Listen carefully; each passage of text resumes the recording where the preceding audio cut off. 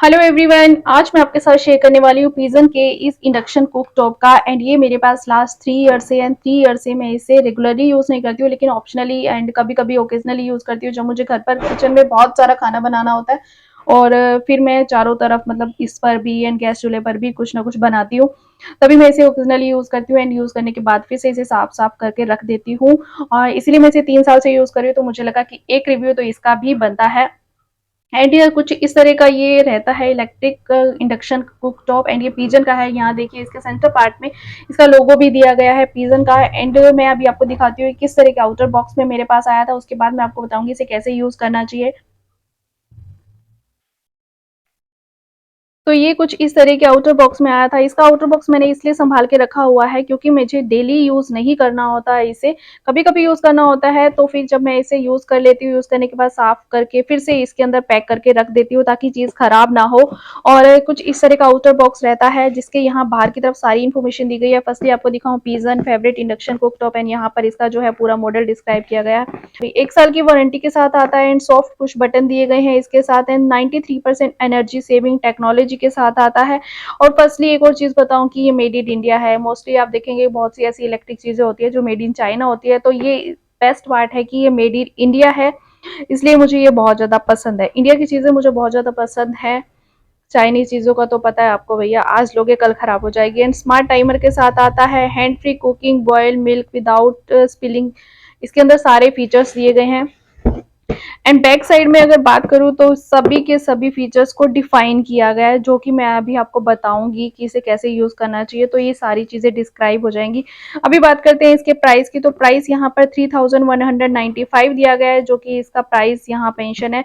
And यहाँ पर आपको एक और प्राइस दिख रहा होगा 2922 रुपीज, लेकिन ये दोनों ही प्राइस मुझे नहीं मिला है। इन प्राइस में मुझे मिला है ओनली 1500 में। ऑनलाइन मैंने परचेज किया था, एक्चुअली मुझे ये गिफ्ट किया था मेरे ब्रदर ने, और ये काफ़ी ज़्यादा अच्छा है। एंड स्टोव क्राफ्ट का ये जो है इंडक्शन कुकटॉप है। और अब बात करते हैं ये कितनी ज़्यादा इलेक्ट्रिक जो है कंज्यूम करता है। तो चलिए पहले मैं आपको इसको यूज़ करके दिखाती हूँ और फिर साथ में बताती हूँ कि maximum to maximum and minimum to minimum ये कितनी ज़्यादा बिजली को यूज़ करता है, कंज्यूम करता है। तो चलिए सबसे पहले मैं इसका जो है प्लग लगा देती हूँ। एंड इसका जो प्लग की वायर दी गई है वो सिर्फ दी गई है 1 मीटर की वायर, जो कि मुझे इसका ये ड्रॉबैक लगा है कि शायद थोड़ी सी लॉन्ग होनी चाहिए थी, बट इनफ है जब कोई बात नहीं 1 मीटर की है। एंड ये देख, एंड जैसे ही मैंने इसका प्लग ऑन किया तो आपको एक हल्की सी साउंड आ रही होगी कि इसके अंदर से एक साउंड आती है। एंड यहाँ पर अगर मैं इसको स्टार्ट का बटन जो दिया गया है, स्टार्ट का बटन प्रेस करती हूँ तो यहाँ पर अभी आपको एरर दिखाई देगा क्योंकि इसके ऊपर कोई भी बर्तन नहीं रखा हुआ है। जब तक आप इस पर कोई भी बर्तन नहीं रखेंगे तब तक ये आपको एरर ही शो करेगा। तो लाइक मैं आपको एक बर्तन रख के दिखाती हूँ। तो मैंने इसके ऊपर यहाँ एक पानी का बर्तन रख दिया है। तो सबसे एक और चीज़ मैं आपको बताऊँ कि इस पर सभी बर्तन काम नहीं करते हैं। इस पर काम वही बर्तन करते हैं जिनका जो सरफेस है वो फ्लैट होता है और ये यहाँ सेंटर पार्ट में आराम से बैठ जाते हैं। तो वो वाले बर्तन यहाँ काम करेंगे। अगर जिनका जो सरफेस लाइक कढ़ाई अगर आपने ऑल शेप की ले ली है तो वो इस पर बिल्कुल भी सुटेबल नहीं रहेगी। जिसका सरफेस फ्लैट रहेगा तो वही बर्तन इस पर चलेंगे। तो चलिए अब यहाँ इसके फीचर्स को मैं बता दूं कि यहाँ पर जो इसका टाइमर है स्टार्ट का है। आपने कुछ भी रखा है तो स्टार्ट का टाइमर आप लगाएंगे। एंड यहाँ इसके साथ ये प्लस का जो साइन दिया गया है, यहाँ पर आप इसका जो टेम्परेचर है अप एंड डाउन कर सकते हैं। तो मैक्सिमम टू मैक्सिमम ये 1800 वोल्ट जो टेम्परेचर है वहां जाता है। तो आपको मैं दिखाती हूँ।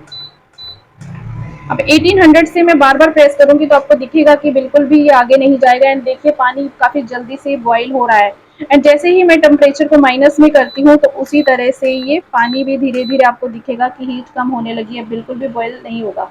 एंड मिनिमम टू मिनिमम ये 400 टेम्परेचर पर जाता है एंड मैक्सिमम टू मैक्सिमम ये 1800 पर जाता है। तो इसकी जो कंजम्पशन है इलेक्ट्रिसिटी तो मैक्सिमम टू मैक्सिमम 1800 वोट का रहता है।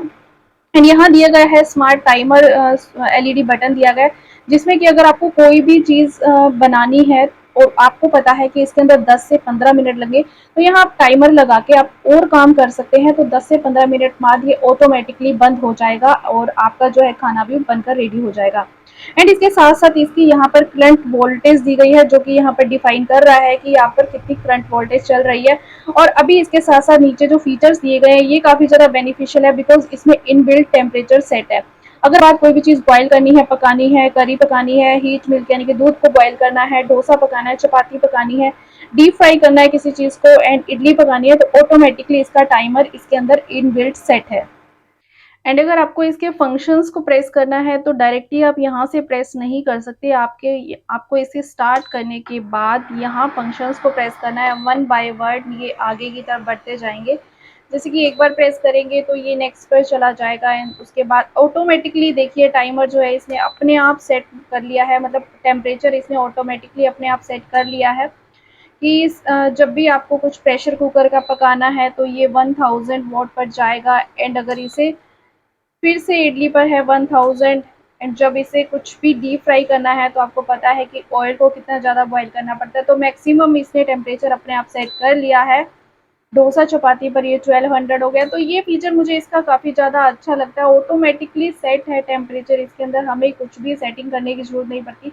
अगर आपको नॉर्मली कुछ भी फूड पकाना है तो जस्ट आप अपने टाइमर के अकॉर्डिंग माइनस एंड प्लस कर सकते हैं यहाँ से, तो ये सबसे बेस्ट चीज़ है इसकी।